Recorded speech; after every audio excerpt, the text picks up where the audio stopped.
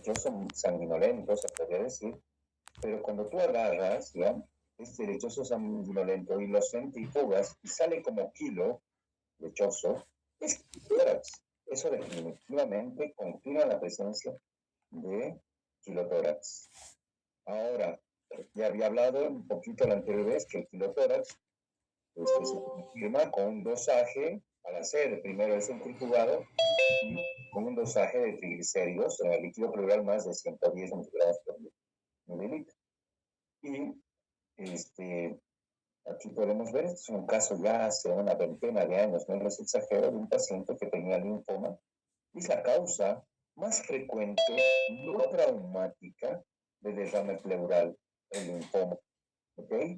Entonces, cuando tengan esto, el paradigma de un kilotórax es ruptura del conducto torácico o infiltración del conducto torácico o ruptura de la gran vena linfática. Cuando tú haces la toracentesis, puedes picar vaso.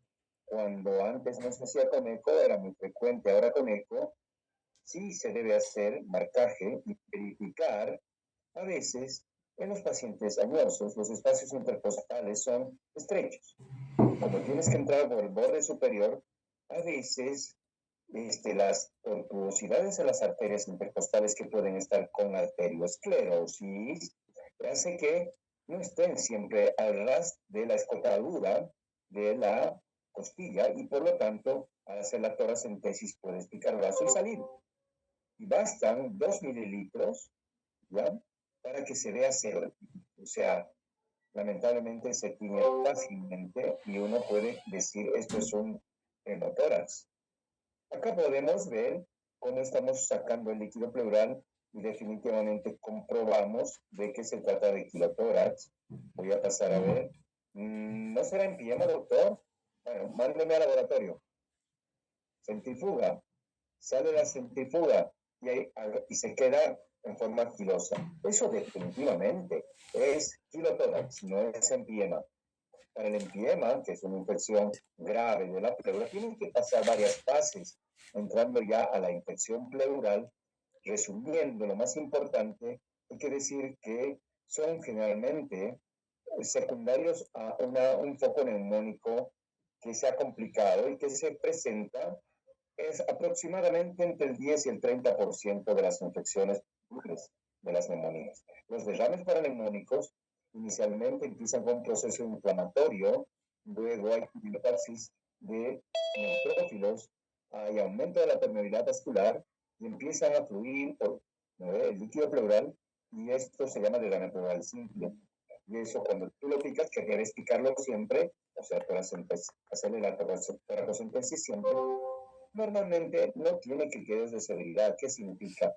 Que el pH está bien, está normal, que la glucosa está más de 60 y la deshidrogenasa láctica, decía yo, que es una enzima específica, pero que traspasa el capilar pleural y se dosa en situaciones de exudado, generalmente más de 2/3 partes del líquido pleural, o los criterios de Lyme, más de 0,6 con respecto a la sangre. Pero en estos casos suele estar menos de 1000. Por lo tanto, esto se puede ver en la ecografía también, que es un derrame pleural simple no tabicado. Y aquí los antibióticos pueden ser suficientes, pero pasa el tiempo y entramos en una fase que normalmente suele ser entre los 3 a 5 primeros días, hasta inclusive la primera semana de evolución de este derrame paraneumónico, va a ser ya fibrina. Y por lo tanto tiende a tratar de tener septos, es decir, fibrina y tabicaciones o loculaciones. Y muchas veces son multitabicado, pero esto es producto de la inflamación continua, suele haber traslocación bacteriana. Acá se activa cascada de la coagulación y la célula mesotelial es muy inteligente porque tabica, contiene la infección formando fibrina, ¿ok? Pero en el cáncer, por ejemplo, que ya vamos a ver, tiene todo el efecto contrario. El derrame pleural serohemático o hemático neoplásico es libre, no coagula. ¿Por qué? Porque todo lo contrario, evita formar coágulos. Y entonces tenemos fibrina líquido pleural con baja regulación de las vías fibrinolíticas locales. Y esto se ve en la ecografía y en la tomografía como líquido más turbio, pero con septos, con loculaciones. Cuando le haces la toracentesis, baja el pH por debajo de 720, la glucosa está por debajo de 60 y tienes una LDH más de 1000. Cuando les pregunten en el examen cuáles los criterios bioquímicos de empiema o derrame paraneumónico fibrino purulento, te indican colocación de drenaje, pues vayan a responder estos tres. Además, aquí probablemente, aunque no es muy frecuente, se aísle una bacteria. Si se hace una biopsia de la pleura, que normalmente no se hace, y se manda a cultivo o a GeneX o a biología molecular, se encuentra el ADN de las bacterias. Es muy frecuente encontrar en la pleura, pero no tanto en el líquido pleural. Sigue pasando el tiempo y un derrame paraneumónico, fibrino purulento, en la fase organizada, que generalmente es más allá de la primera semana, aparece ya un acúmulo de bacterias y una formación de fibrosis, bandas fibróticas en ambas superficies pleurales, pleura, visceral y parietal, que ya lo encapsulan, ya necesita habitualmente no un drenaje, no pleurofibrinolisis, sino necesita decorticación pleural. Las bacterias que producen derrames paraneumónicos, fíjense, esto es en estudios en múltiples pacientes de algo que normalmente se va actualizando y se ve acá que tenemos el estreptococo, que es un causal en la neumonía comunitaria hasta el 52%. Obviamente acá está el estreptococo pneumoniae y el estreptococo no pneumoniae, SP, sin precisar. Después le siguen anaerobios y estreptococo pneumoniae son los más frecuentes. Menos frecuentes el estafilococo aureus y gram negativos. En cambio, cuando estás en el hospital y es una neumonía intrahospitalaria, las bacterias gram negativas del estafilococo aureus, pero también el neumococo puede ser muy frecuente y también los anaerobios como causales.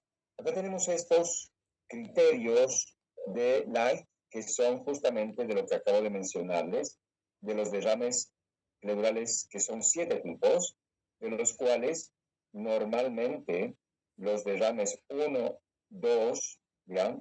Y a veces el 3 no requieren antibióticos, no requieren drenaje. El 3 algunas veces requiere drenaje. El 1 y el 2 suficiente es con antibióticos y un seguimiento clínico o imaginológico periódico. Sin embargo, si tu derrame está tabicado, ya tienes esto de pH entre 7.2, LDH más de 1000, pero la glucosa no está por encima de 40, hay que ver si es que haces la colocación del drenaje en cola de chancho, ya lo veremos, y haces trombofibrinolisis con algún fármaco que no siempre es barato, pero se puede usar para deshacer la fibrina. Cuando tienes ya los complicados simple, complejo y empiema, definitivamente en el 4 hasta el 5, tienes que colocar un drenaje cualquiera sea, ¿ya? Un 28, 32, 36 French, ¿ya? O bajo sello de agua. O le colocas un catéter, digamos, pigtail se llama, que pueda drenarse esto. Y si no mejora o hay muchos tabiques, se puede hacer lo que se llama fibrinolisis, pleurofibrinolisis, y hay formas de hacerlo.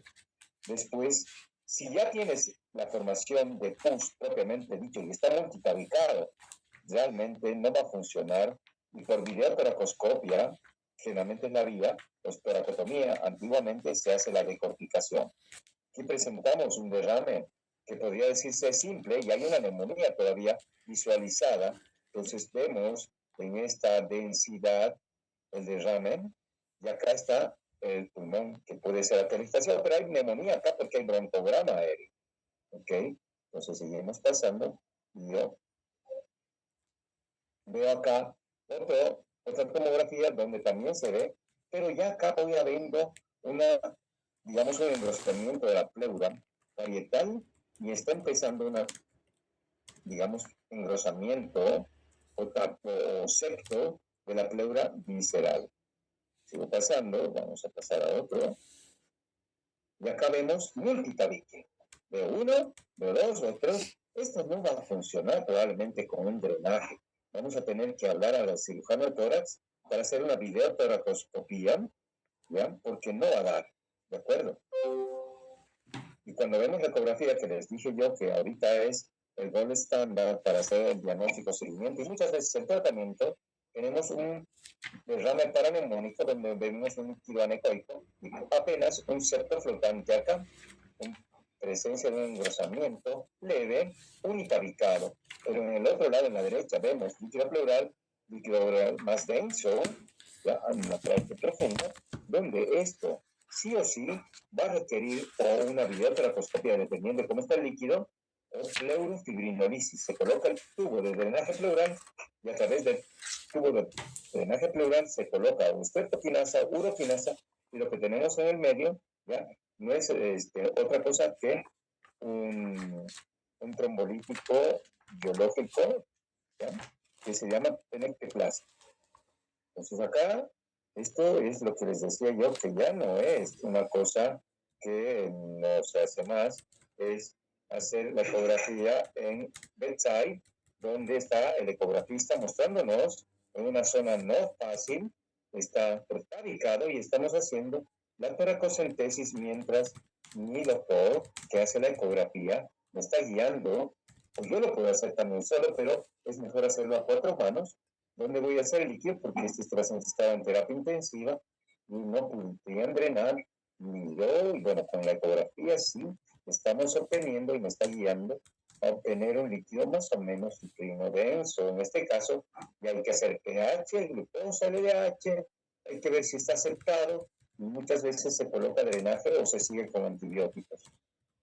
Bien, pasamos. Y si yo tengo que poner un tubo de tórax, un drenaje, tengo que colocar en este triángulo de seguridad. ¿Qué significa el triángulo de seguridad?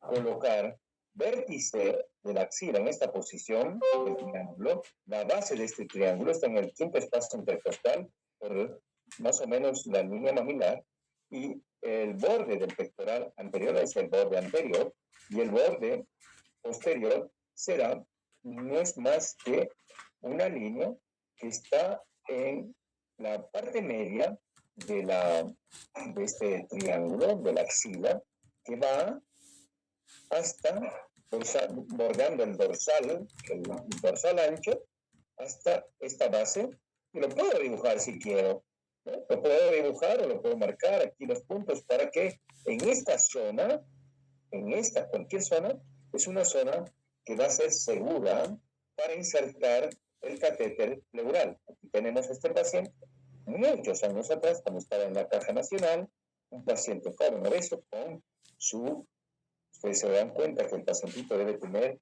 un acantosis nigricans, hago en la línea ahí, planifico esto, se da cuenta, y ese es el triángulo de seguridad. Entonces ahí estoy colocando el drenaje, era joven y sale pus. Y ahí estamos con el pus y vamos a colocar bajo sello de agua, ahí viene la pus, ¿me entienden? Esto se llama pleura-vac. Pleura-vac, tienes acá una cámara recolectora, pero antes tienes que haber llenado acá, voy a poner agua en esta camarita, generalmente por acá arriba, unos 50 ml para que haya sello de agua en esta zona. Y ya después de esto es para aspirar si es que necesitas hacer presión pleural negativa. Los catéteres Pictail vienen actualmente en sets, ya que vienen de diferente tamaño, con su introductor, su válvula de seguridad, su pequeño bisturí, ¿ya? Y este se coloca en cavidad bajo toracentesis, perdón.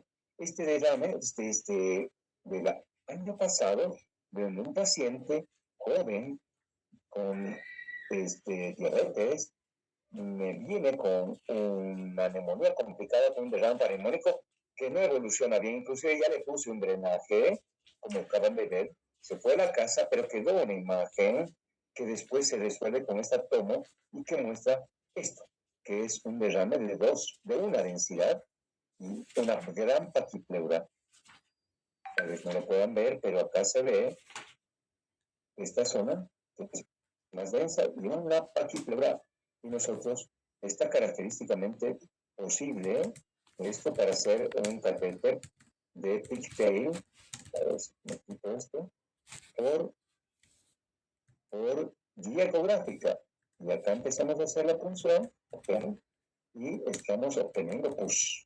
¿No ve? Ya hemos puesto el pigtail, aquí está colocado el pigtail, y estamos haciendo el drenaje de la push, de esta zona, ¿ok? Queda así, y esto se coloca ya no bajo sello de agua, cuando está bien encapsulado, se coloca bajo este drenaje de Jackson, ¿ya? Que es a presión pleural negativa, y que diariamente se va cuantificando junto con el cultivo y el antibiótico respectivo que tendrá que cubrir gram positivos anaerobios, sí o sí. Tenemos otra forma de colocar drenaje pleural, un viejecito que tiene, después de una pleurodesis, derrames pleurales tabicados, y uno que había la sospecha de que pueda ser infeccioso, y se le tuvo el pigtail, y tan solo era un derrame pleural residual que quedó en esa cavidad, y que, bueno, le tenía mal traer, y realmente acá se ha puesto el pigtail, ¿ya? Y como no queríamos, porque no había presión pleural negativa, le acabamos de colocar una válvula unidireccional de Hemlich bajo una bolsa para hacer una hospitalización en domicilio, ¿no? Para que estuvo un par de días con nosotros, y como venía líquido, se le tuvo que drenar todo el líquido vía, no era infeccioso, y se le sacó el drenaje después de 5 días. ¿Qué se hace entonces en infecciones pleurales? ¿No ve? Lo que se hace es antibióticos cuando el derrame paraneumónico no está complicado. Si es una infección comunitaria, beta-lactámico, más habitualmente cubrimos con clindamicina a los anaerobios. Metronidazol sirve para anaerobios del diafragma hacia abajo, para abdomen y pelvis, ¿de acuerdo? Y vemos, pero si es nosocomial tenemos que cubrir BTR, tenemos que cubrir gram negativos, incluida pseudomonas, y ahí empezamos con cefalosporinas de tercera versus, bueno, vamos viendo piperatazobactam versus carbapenémicos según y banco, y también tal vez clima. Y vamos viendo evolución. ¿Qué pasa además los pacientes? Pues nosotros hacemos la eco y vemos si está multitabicado. Si el derrame está tabicado, aparte del drenaje, colocamos fibrinolíticos y vamos viendo la resolución en un periodo prudencial de 5 a 7 días. Si el paciente está hospitalizado y ya no hay débito y la ecografía muestra que se ha resuelto, maravilloso. Si no se ha resuelto, hablamos a cirugía para hacer la toracoscopía. Pero si es multitabicado, como en esta imagen de la derecha, está tabicado, el líquido es turbio y se ha puesto un pigtail y no funciona con el fibrinolítico, o ya sale bacterias positivas y su pH, digamos, es con criterios bioquímicos menos de 7.20, glucosa menos de 40, LDH más de 1000, ¿ya? Nosotros, aparte podemos definitivamente ponerle un drenaje, pero ir viendo si podemos resolver, o si no, va a ir a cirugía toracoscópica. Entonces hay que ver estas situaciones como alternativas de tratamiento, y para eso tenemos la premisa que es pregunta de examen. ¿Todo derrame paraneumónico se debe funcionar? Sí. Ahorita que vamos a diagnosticar con una pacientita en mi hospital la presencia de derrame paraneumónico, y tenemos que marcarlo mañana, y mañana mismo hacerlo la paracentesis. Los derrames pleurales tuberculosos. El derrame pleural tuberculoso es la complicación más frecuente de una tuberculosis extrapulmonar. Esa es la más frecuente. ¿Cómo se produce? Es por siembra directa de un bacilo que ingresó al pulmón y que hizo una reacción inflamatoria de tipo hipersensibilidad retardada. Más raramente puede ser por diseminación hematógena. Los síntomas son, acabo de diagnosticar una tuberculosis pleural, muy relevantes, pero también son larvados, y se retrasa el diagnóstico por desconocimiento en los centros de primer y segundo nivel. Entonces, un paciente típicamente empieza con fiebre muy alta, lo cual hace pensar al doctor que puede ser infección bacteriana. Negativo. En nuestro medio tenemos que pensar en pleuresía tuberculosa. Y se presenta con dolor de tipo pleurítico. ¿Cómo es el dolor pleurítico? con puntada de costado. ¿Qué significa eso?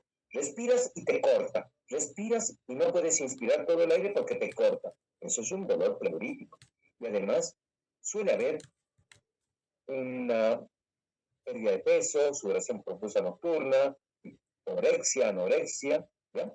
Que muchas veces una semana o 2 semanas de evolución tampoco es muy largo. Si nosotros vemos el grupo etario más frecuente es en jóvenes, varones, y está entre los 20 a 30 años de edad reproductiva.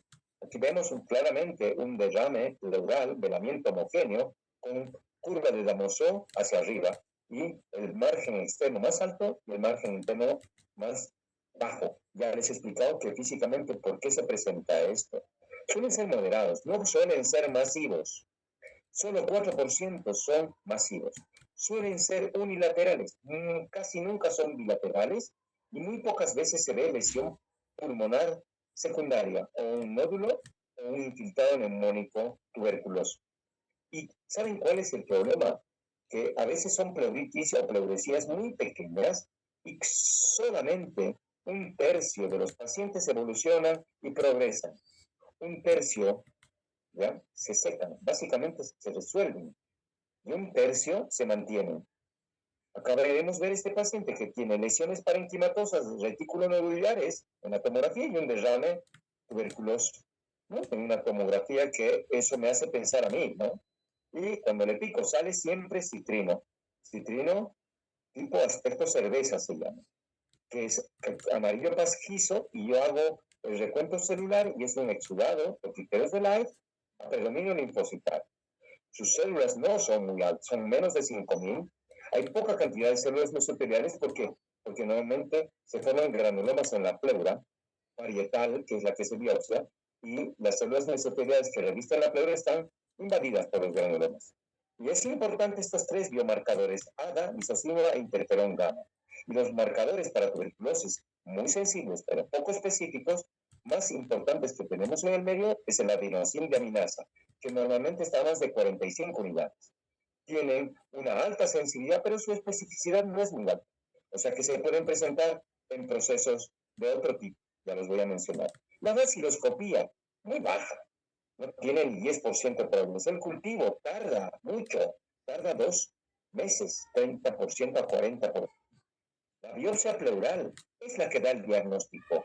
Da un diagnóstico porque la pleura parietal, les hablaba yo el otro día, se infiltra en forma homogénea y es la que biopsiamos. Hay una paradoja acá. Cuando biopsiamos la pleura, nosotros pensamos en neoplasia. No, señor, pensamos en TB. La microscopía directa, ya les he hablado, y acá les estoy hablando que la PCR, o sea, la biología molecular, nos puede ayudar, pero no mucho, porque tiende a ser también positiva en no más allá del 50%.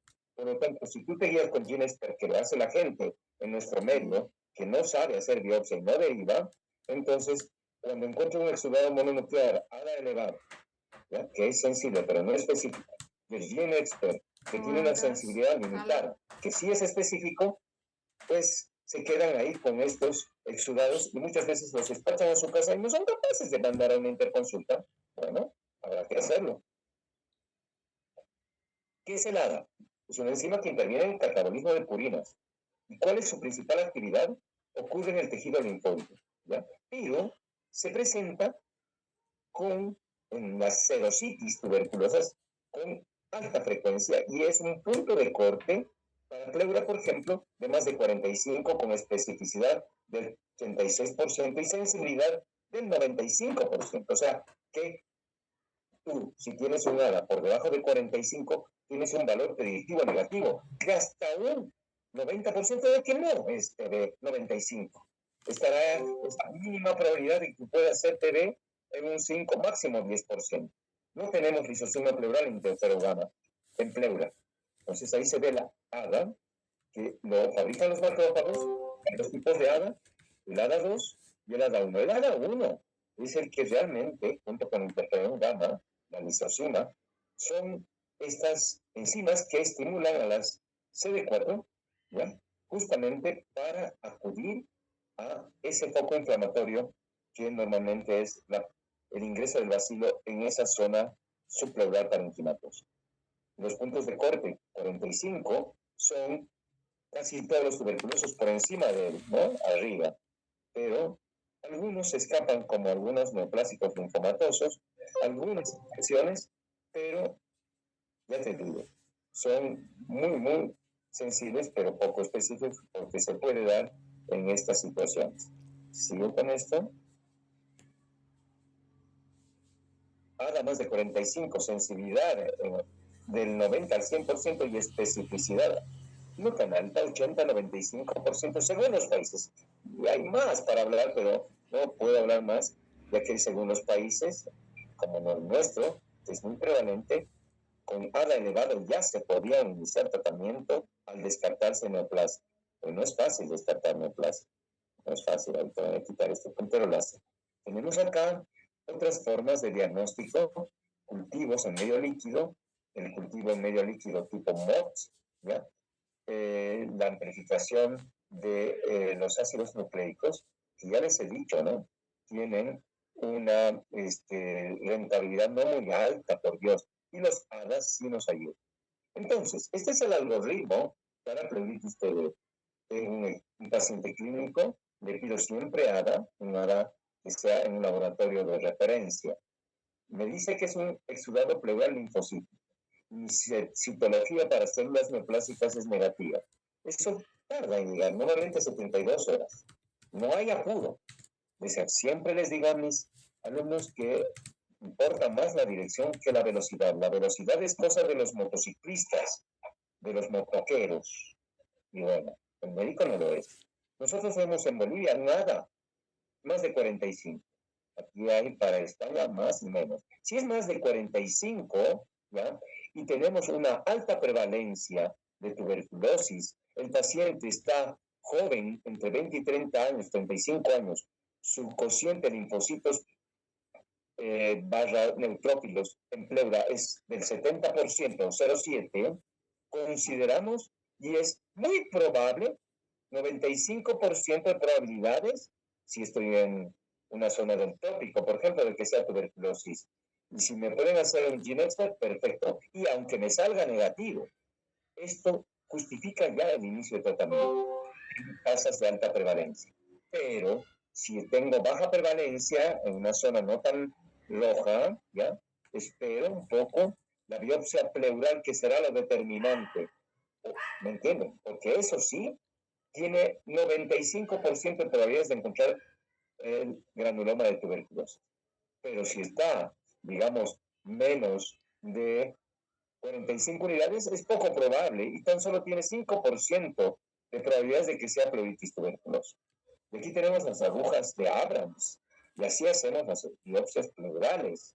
Esta es la aguja de Abrams y aquí se está colocando, tiene que haber líquido pleural para colocar esto, y hay una maniobra de rotación proximal donde se hace la mordedura, se puede decir, de la pleura parietal. Aquí vamos a ver en los videos cómo se está haciendo la biopsia pleural. Estamos haciendo primero la extracción del líquido pleural en un paciente que está desnutrido y que tiene líquido citrino, ¿ya? Pero antes, al lado derecho, estamos biopsiando la pleura. Hemos sacado este líquido pleural. Ya sabíamos que era un exudado con ADA elevado, citología negativa. Saco, sé que hay líquido pleural. Ya estoy mandando probablemente para hacer algún test más, pero ya estoy entrando con mi aguja de COPE, que es otro tipo de aguja, a la derecha, y estoy, ¿no? Obviamente, he marcado la ecografía y estoy biopsiando. Esto es del año pasado, del anteaño pasado, no es mucho. Ahí se está sacando a la derecha pequeños fragmentos de pleura. Bien, se hacen nuevamente 6 biopsias, se colocan individualizadamente en estos papelitos y una de estas va al GeneXpert porque también se ve una elevada posibilidad de la biopsia del GeneXpert de TB. Aquí tenemos otro. Estamos haciendo, estamos mirando, les estoy hablando cosas que no es una cosa bla bla bla bla. Vemos líquido pleural. Aquí vemos la parte anterior donde voy a colocar la aguja y ahí estoy colocando la hoja de COPE, líquido pleural y abajo se ve una pleura neurosada y es un derrame unitabicado, no se ven tabiques, ¿ya? Entonces estamos haciendo la biopsia de la pleura, ¿ya? Y vamos a individualizar la muerta.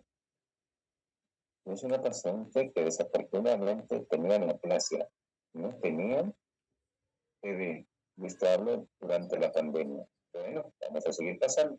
Entonces, caso clínico, 26 años, estos casos de la vida real, Santa Cruz, de buen estado físico, ya, pero nomás, digamos, no estaba desnutrido, ni mucho menos, y joven, entre 20 y 30 años, 92 kilos, ¿ok? Entonces, tiene 2 semanas de evaluación de piedra, dolor torácico tipo pleurítico, en el tórax derecho, le hacen esta placa, un derrame, claramente, pero en la placa lateral no se ve el derrame pleural, motivo por el que ya le habían intentado hacer toracentesis en lo que no sé qué centro hospitalario periurbano y lo encontraron, le hicieron doler. ¿Qué hacemos? Ya le hicieron tomografía y aquí está el derrame que está inclusive formando un tabiquito, ¿ah? Que tiene 2 semanas, se está formando un tabique en átomo, 2 densidades, y se hace la toracentesis, y nosotros vemos que se trata de un líquido palescente, es un exudado con 2.250 glóbulos blancos, leucocitos, a predominio linfocitario 82%, más de 70%, con pocas células mesoteliales, 9%, la tinción y la vaciloscopia negativa. Antes decía, no, no es tuberculosis, no, 10% da positivo nada más. El ADA, sin embargo, tiene 102.6, o sea, altísimo nivel de esta enzima. Entonces, ¿qué pienso? Tuberculosis. ¿Qué se hace? Biopsia. Y la biopsia dice, proceso inflamatorio crónico granulomatoso encapsulado compatible gaseoso con tuberculosis. Además que se pidió el GeneX, pero en realidad fue PCR, no por esta plataforma de, del líquido pleural y se detectó presencia del ADN. Y también abajo, si ustedes se fijan, también se pidió del tejido pleural, demandamos del líquido y de la biopsia, los positivos. ¿Qué más quieres? Diagnóstico TB pleural y tienes que hacer 6 meses de tratamiento. Entonces, tienes que ser más fino en tu diagnóstico, ¿no? Y tratar de hacer lo que acabo de mencionar. Hay otras agujas actualmente que son estas agujitas tipo Trucut, ¿ya? Se puede hacer bajo guía ecográfica la biopsia, ¿no? Como se ve acá, de la pleura. Biopsia pleural dirigida, 5 a 8 cortes con este tipo de aguja, tiene 94% de éxito, ¿ya? Donde en otros países la neoplasia es frecuente, en Bolivia, ¿qué es frecuente? Tuberculosis. Y aquí está nuevamente un algoritmo que ya lo voy a pasar porque es lo mismo. Cuando mandamos a hacer toracoscopía, cuando no tenemos nada y sabe un derrame pleural, no es benigno, no tiene biopsia compatible con granuloma, se hace toracoscopía, como en este paciente renal crónico, donde mandamos a la cirugía multitabicado, fibrina importantísima, demasiado. Y el diagnóstico, ahí está haciendo el VATS, ¿ya? Está viendo, esta es la primera toracoscopía, en el hospital lo hacemos, nuestra cirujana de toras entra con nosotros, y ahí nos está mostrando cómo están los tabiques, ¿ya? Esto es en caso, digamos, de que queremos llegar al diagnóstico. ¿Saben qué ha salido? Ha salido una micobacteria atípica, o sea, no ha salido un derrame pleural tuberculoso. Paciente negativo, muy deprimido, renal crónico que realizaba 3 veces a la semana, catético, sin apoyo ni contención familiar, falleció. Derrame pleural maligno. Yo les voy a pedir a todos ustedes, si se está escuchando y viendo bien. Sí, doctor, se escucha y se ve bien, doctor. Yo quiero pedirles unos minutitos para un break, porque tengo sueño limitado, 5 minutos y nos volvemos a ver. Quiero ir a tomar algo de líquido, ¿de acuerdo? Sí, doctor, ¿está bien? 5 minutos.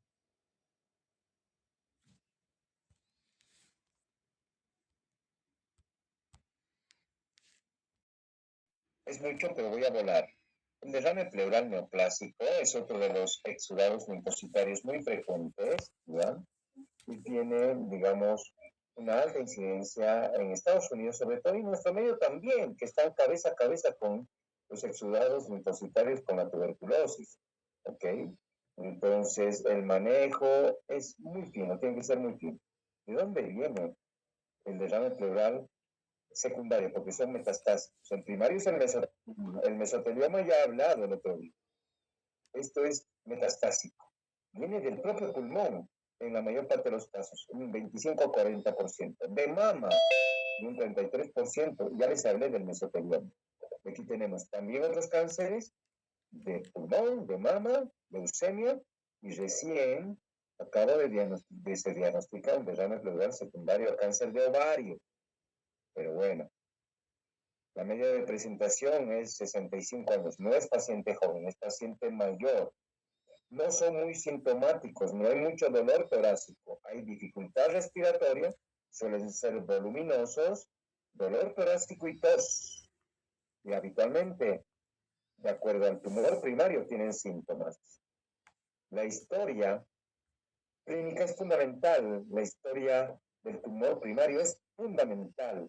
Y queda diagnóstico, tanto el líquido, la biopsia pleural que puede ser de diferente tipo, ¿ya? La biopsia pleural con aguja, la biopsia guiada con eco o con tomo y la toracoscópica. Entonces, vamos a ver que haciendo tomografía, ya, guiada con aguja, te da un diagnóstico digamos, que varía entre, para tomografía del 93%, pero con ecografía es bueno también, 84% son muy seguras y, entre comillas, cada vez se va viendo más el uso de la ecografía por costos y efectividad. Pues la ecografía pleural es importante, muestra nódulos, engrosamientos pleurales, marca dónde vas a hacer la biopsia, la tomo, obviamente es de mejor rendimiento, ¿ya? Pero cuidado, entonces tiene mayor costo. La citología, cuando sacas líquido, es mejor que la biopsia a veces a ciegas, ¿no? No dirigida. Tiene una sensibilidad que varía hasta el 60% en la primera paracentesis. Se pueden ver células neoplásicas en el bloque celular. Todo de qué va a depender. Va a depender de la expertise del citopatólogo. Algunos dicen del volumen del líquido pleural evacuado. Los patólogos nos piden todo. La sociedad de neumólogos, todas las sociedades nos dicen son suficientes 50 ml, no más de 100. Pero van a depender también del subtipo histológico y es lindo pedir siempre un bloque celular. Entonces, esto nos piden los patólogos, mande todo, mandamos todo. Pero nosotros sabemos, los neumólogos, que como normalmente debemos mandar 50 ml, ellos nos piden, según sus guías, de 60 a 150 ml, o mejor todo, dicen ellos. ¿Cómo se hace entonces? Exudado linfocitario, de abajo, es neoplasia. Haces biopsia pleural, la citología sale negativa. Otra citología, pero a veces el paciente se pone medio raro, entonces directamente haces la biopsia y la citología. Como les mostré en el anterior video, suele salir la neoplasia, tanto en el líquido y también con la biopsia. Si no funciona, sobre todo después de la segunda toracentesis y biopsia, tienes que ir a la BAT, se llama videotoracoscopia, como les he mostrado en el anterior video. ¿Por qué da buen rédito diagnóstico la biopsia pleural con aguja en la tuberculosis? Porque la afectación es homogénea de la pleura parietal. Los granulomas están en todo lado. Por eso la rentabilidad es de más del 90-95%. En cambio, en la neoplasia, lo que se afecta es la pleura visceral. Por eso el líquido pleural da diagnóstico. Nosotros no vamos a biopsiar a ciegas la pleura visceral. Si vamos a biopsiar, va a ser la pleura parietal, pero bajo guía ecográfica o tomográfica. Neumotórax. Esos son pequeños detalles del derrame pleural neoplásico, porque podría hablar muchísimo más. Tratamiento es otro nivel para especialistas. Pero nosotros hablamos del neumotórax. Y aquí termino. ¿Qué es el neumotórax? Aire en cavidad pleural. Puede ser espontáneo o puede ser traumático. Y del espontáneo puede ser primario o secundario. El neumólogo se ocupa de esta primera parte, de los derrames pleurales espontáneos, primarios o secundarios. Y vamos a ver la diferencia clínica y el manejo de cada uno de ellos. El primario se da en jóvenes sanos y jóvenes sin patología previa. ¿Por qué se presenta? Ya vamos a verlo. Y los secundarios es cuando el paciente ha tenido tuberculosis, tiene fibrosis, tiene EPOC, enfisema, conocido. El traumático, obviamente, puede ser iatrogénico o no iatrogénico y es cuestión más bien de manejo del cirujano. La repercusión funcional del neumotórax. Ven acá una hiperclaridad, ¿ya? Difusa, y un pulmón, un aumento de densidad, acá para cardíaco derecho, que está colapsado, un pulmón colapsado. Todo esto que vemos acá, esto acá es un pulmón colapsado. Todo esto aquí es un aire en cavidad pleural. Entonces, dependiendo del tamaño del neumotórax, el colapso va a ser mayor o menor, la presión pleural va a ser igual que la presión atmosférica, va a haber reducción de las capacidades vitales, capacidad pulmonar total y la capacidad residual funcional. La presión transpulmonar para meter aire va a ser cero, no va a haber diferencia de presión. Normalmente, si uno mide, volumen residual es normal y la difusión de monóxido es normal, pero eso no hay que hacerlo. Esto es simplemente para ver qué pasa con las presiones pleurales. ¿Se presenta hipoxemia? Mañana vamos a hablar de la insuficiencia respiratoria, sí. Y eso generalmente es por alteración, ventilación, perfusión. Disminución de la ventilación, perfusión preservada. Si hacemos el gradiente, mañana lo vamos a ver, de presiones del alveolo a la arteria, está incrementado, generalmente más de 15. Suele estar el paciente con alcalosis respiratoria hipocárnica, la hipoxemia es por BQ bajo y todo depende del tamaño del neumotórax. ¿Okay? Clínica, dolor torácico súbito, disnea mayor o menor de acuerdo al tamaño del neumotórax y tos. Esa es la tríada clínica. ¿Y creen que no les voy a preguntar? Sí, pero casi todos tienen, pero no todos tienen la señalogía de disminución de la expansividad. Palpación tiene disminución de las vibraciones vocales y a la percusión se llama hipersonoridad. No se llama timpanismo para diferenciar de lo que tú escuchas en abdomen, timpanismo. En tórax se dice hipersonoridad. Esta es la tríada, pero la característica es súbita. Me duele el tórax, me falta el aire y estoy tosiendo. Puede ser un derrame pleural, sí, puede ser, pero no, la semiología no da igual a esto, ¿no? Porque no hay personalidad, ahí hay mate a la percusión. La auscultación está muy vesicular abolido, disminuido. El neumotórax hipertensivo es un neumotórax a tensión, tiene una clínica especial, porque además de presentarse la tríada, está con inestabilidad hemodinámica, además de estar requiriendo alto flujo, el paciente está hipotenso, taquicárdico, taquipneico, cianótico, y normalmente ves la ausencia de ruidos pulmonares, y a veces se ve, cuando eres un observador, el desvío de la tráquea al lado contrario. Y este es un derrame, un neumotórax a tensión, gran cantidad de aire, colapso pulmonar, desvío de la tráquea hacia un solo lado, y aplanamiento diafragmático.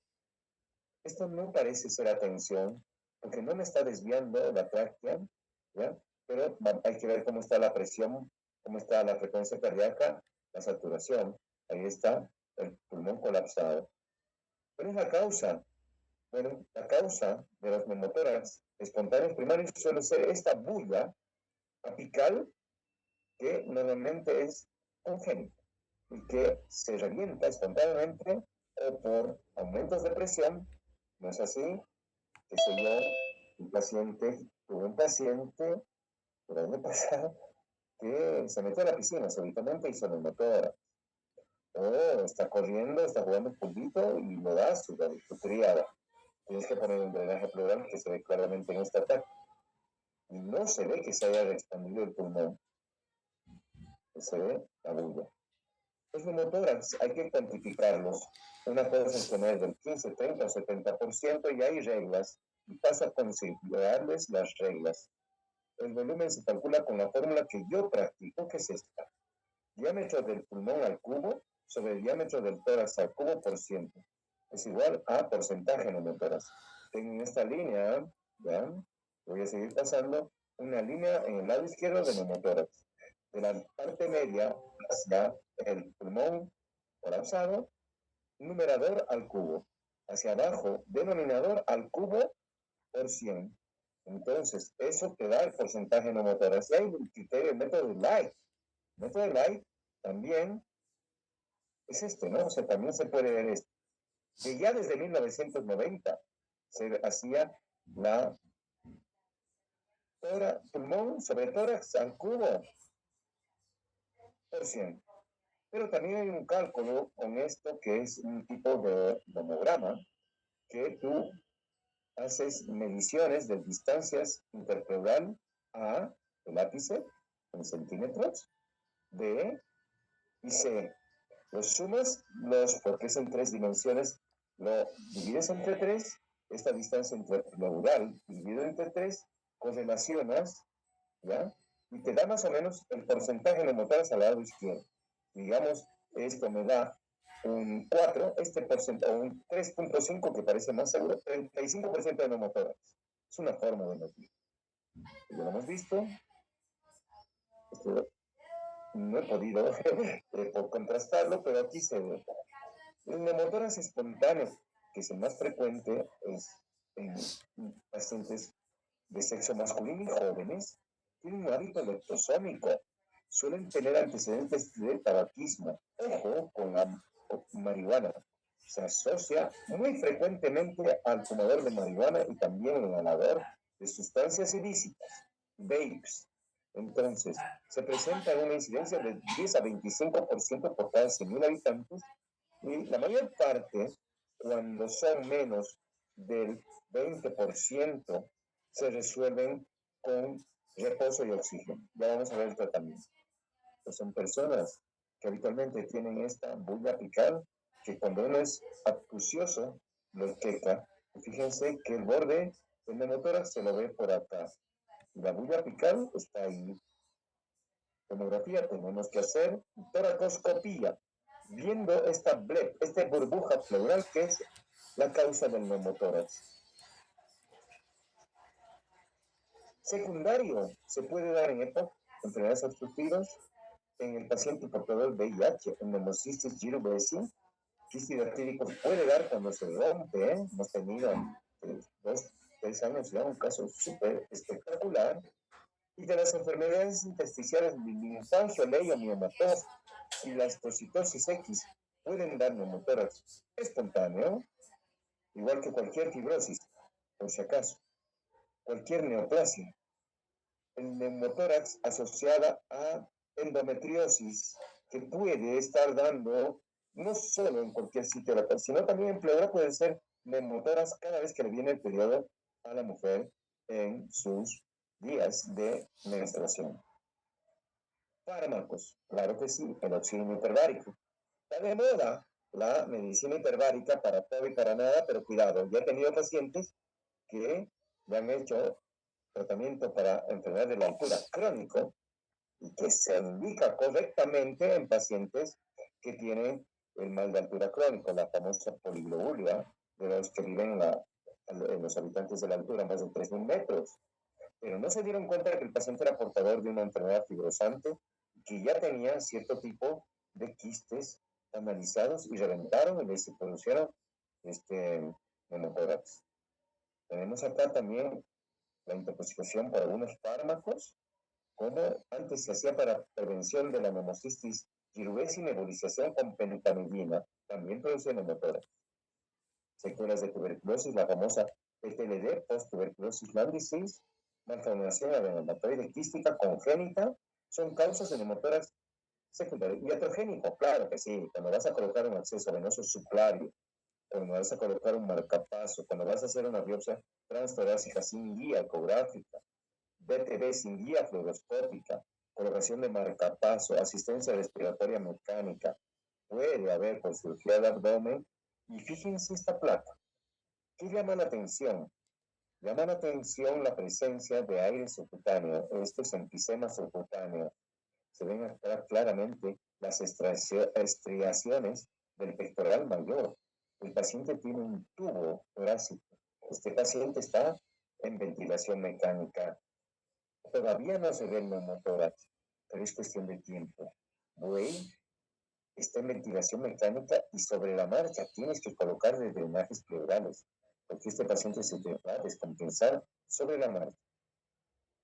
Paso los últimos 10 minutos a esto resumen de la inteligencia artificial. Fisiopatología del colapso, fenómeno Macklin, les he hablado de los gradientes de presión, les he hablado de la ruptura alveolar, fuga aérea, ¿no? Y colapso, porque no hay diferencia de presión. Es importante el porcentaje de neumotórax. Vemos acá el neumotórax, se ve, y artificios radiográficos me sirve para poder mejorar la visualización del borde del neumotórax. ¿Alguien puede responderme? Alguien va a decir tomografía. Sí, pero radiografía de tórax. ¿Alguien podría pedirle a este paciente una placa especial para ver mejor el borde del neumotórax?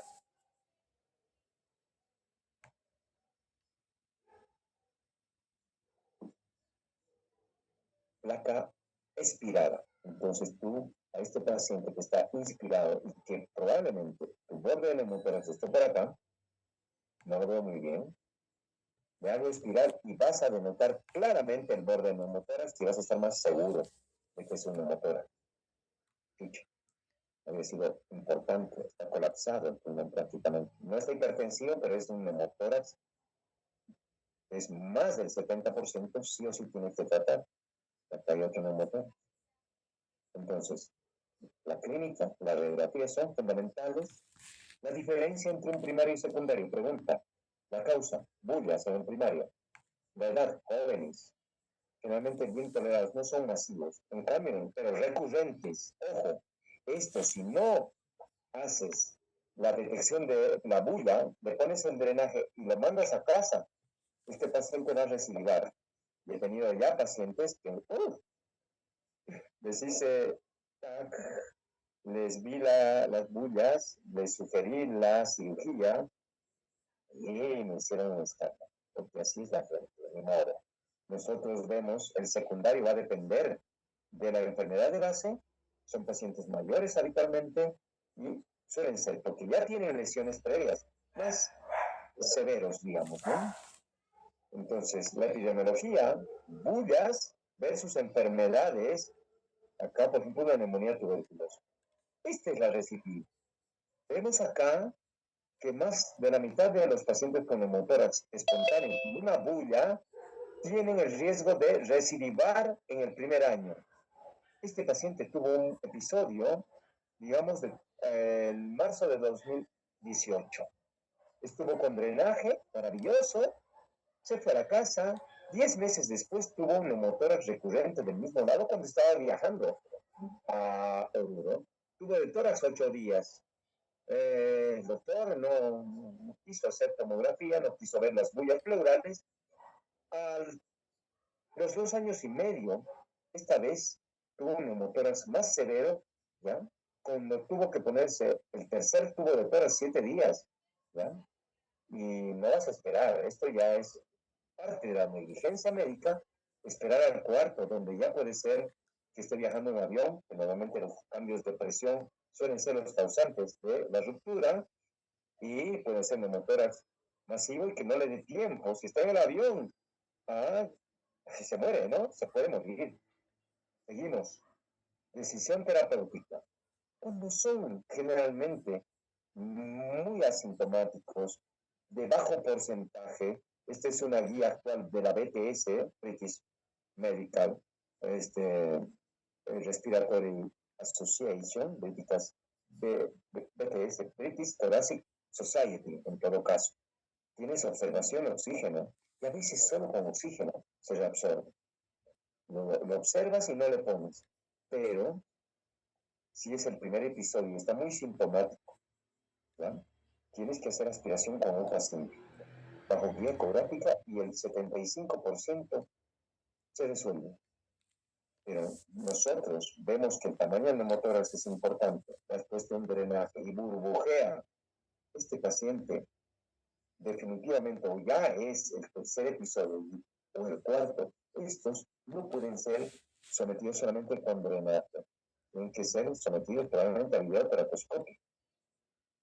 El drenaje pleural, ¿no? Tiene que ser bien colocado, hay que evaluar el burbujeo continuo y la reexpansión torácica.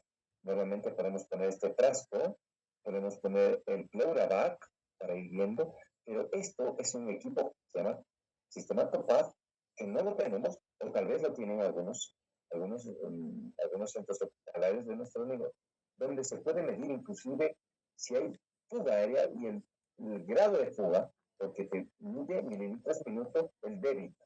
Además, empieza a sonar especialmente. Y una cosa es que haya fuga, eso significa que probablemente tenga que entrar videoterapia porque no va a expandir este pulmón. Y ahí está la VATS, que ustedes ya saben, que nos permite explorar la cavidad pleural, ¿no?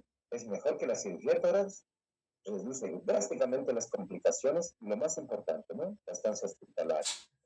Entonces, a veces, cuando hay bullas, se tiene que remover las bullas, se puede hacer esta sutura mecánica, ¿no? Con estos staplers, uno o dos, o a veces hay que utilizar, además de estas grapas mecánicas, sustancias esclerosantes que varían, ¿no? Se puede hacer ablación pleural, talco, tetracyclina, y el éxito es el 98%.